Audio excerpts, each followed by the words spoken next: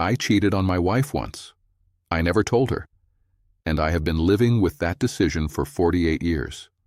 Not to Margaret, not to David, not to the priest I saw twice in 2015 when I was trying to find somewhere to put something I had been carrying for 40 years, not to Gerald, who has been my closest friend since 1981 and who I trust more than almost anyone alive, not to anyone until today. In the spring of 1976, I was unfaithful to my wife. Once, a conference in Atlanta, 3 days. A woman named Catherine who worked for a client firm and who was sharp and funny and paid attention to me in a way that felt like oxygen after years of being so completely inside my own professional performance that I had forgotten what it felt like to be seen as a person rather than a function. It lasted 2 days. It ended when I flew home on the Thursday and walked through the front door, and Margaret was in the kitchen making dinner, and David was 4 years old and sitting on the kitchen floor arranging wooden blocks into a structure that kept collapsing and that he kept rebuilding with a patience and persistence that I found myself unable to look at directly. I stood in the doorway of my own kitchen, and I understood what I had done, not abstractly, not as a moral category, in the specific and irreversible way that you understand something when you are standing in the doorway of your own kitchen, looking at your 4-year-old son arranging wooden blocks and your wife moving around the stove and the whole of what your life actually is standing right in front of you after 2 days of behaving as though it was not. Margaret looked up. She smiled. She said, "You are home early," I said. The last session finished ahead of schedule. She turned back to the stove. I walked to David. I sat down on the floor next to him. I helped him with the blocks. And I decided in that moment, without fully deciding the way the most consequential decisions of a man's life are made, that I was never going to tell her. I am 84 years old. My heart is running at 38%. I have kept that decision for 48 years, and I am still not sure it was the right one. That is why I am telling you today. Not because I have resolved it.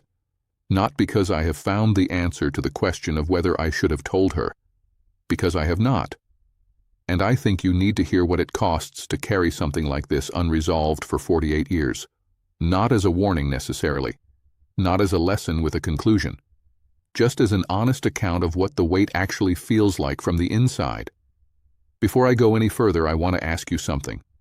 Is there something you are carrying that the person closest to you does not know?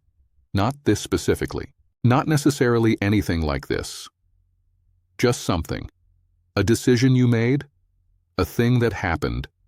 A version of yourself that existed at some point that the person who knows you best has never seen? Write yes or no in the comments. Just yes or no. Because I want to talk about what it costs to carry a yes for a long time.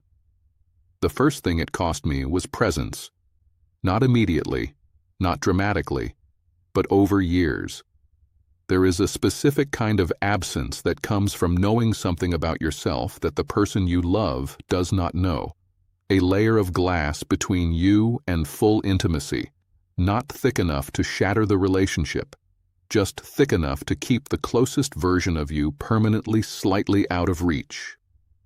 I have talked in other videos about the distance between me and Margaret, about the loneliness she felt inside our marriage, about the managed surface I presented instead of the full and frightened truth of who I actually was. I have wondered many times how much of that distance was personality, how much was the armor I built in childhood, how much was the specific emotional limitations of a man of my generation, and how much was the layer of glass I installed in 1976 that I never found a way to remove.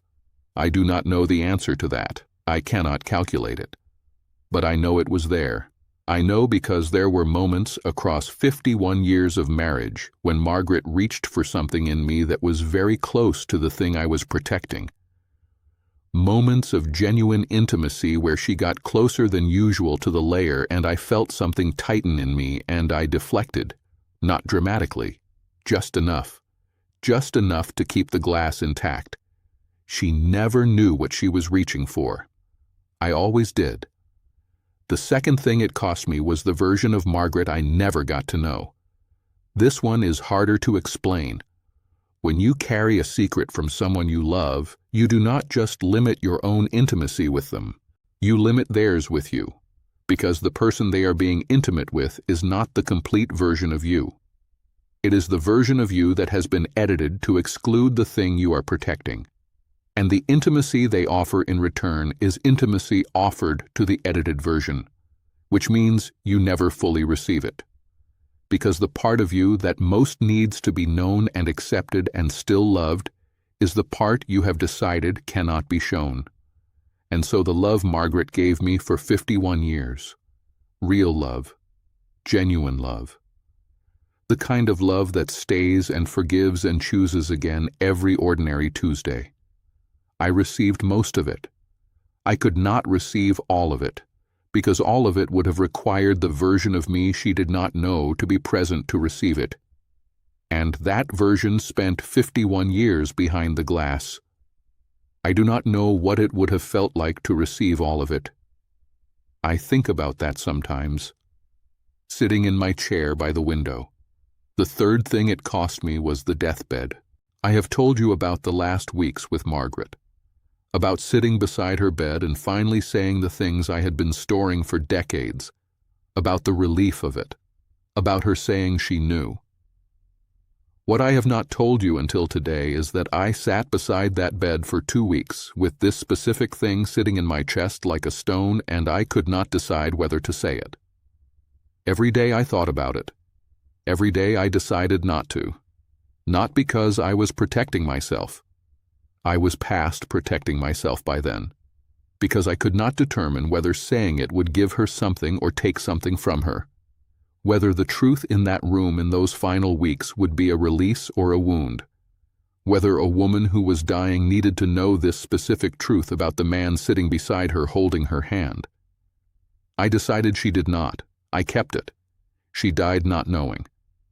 And I am still sitting with the question of whether that was love or cowardice. I genuinely do not know. That is the most honest thing I can tell you about 48 years of carrying something unresolved. It does not resolve.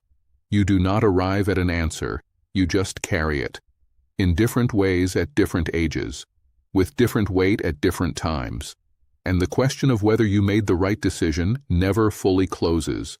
It just gets quieter some years and louder in others. It is loud this morning. Here is what I want to say to the person listening to this who is carrying a yes. I am not going to tell you to tell. I am not going to tell you to keep it. I do not know which is right for your specific situation, and I do not trust anyone who says they do. What I am going to tell you is this. The carrying has a cost. Not a moral cost necessarily, not a punishment, just a cost. A specific and ongoing cost that affects the quality of your intimacy with the person you are keeping it from. That installs a layer of glass you will spend years not quite understanding. That limits the love you can receive from the person who most wants to give it to you. And the cost does not decrease with time.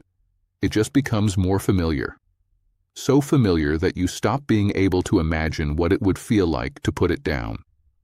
I have been carrying this for 48 years. I cannot imagine putting it down. Not anymore. But you might still be able to. Here is my second question for today. Not whether you should tell. Just this. What would it feel like to be fully known by the person who loves you most? Not partially known. Not known up to the layer of glass. Fully known. Sit with that feeling for a moment. Just sit with it. I will not tell you what to do with it. That is yours. I have been sitting with mine for 48 years, and I still do not know what to do with it. That is the most honest ending I have. Leave me a comment, write yes or no, and if you want to write something else, write it. I read every single one and I will not judge a single word. And if someone you know is carrying a yes that has been getting heavier for a long time, send this to them, not with a message, Just send it. I am not done yet.